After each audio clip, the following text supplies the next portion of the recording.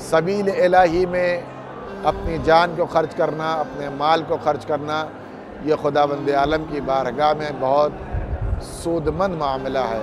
एक तो अहयाए ज़िक्र इलाही होता है, दूसरे शाइरुल्लाह की ताज़ीम भी होती है, जिसमें खुदावंद आलम ने फरमाया मन युअज़्ज़िम शाइरल्लाह फ़इन्नहा मिन तक़वल क़ुलूब फ़इन्न इत्यानहु यज़ीदु फ़िर रिज़्क़।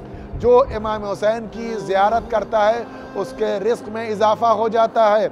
व यमुद्दु फ़िल उम्र, और उसके उम्र को बढ़ा दिया जाता है। आपने महसूस किया जब ज़ाहिर इमाम हुसैन अलैहिस्सलाम का इंतकाल हो जाता है, दुनिया से रुखसत हो जाता है, तो अब ये फ़रिश्ते क्या करें?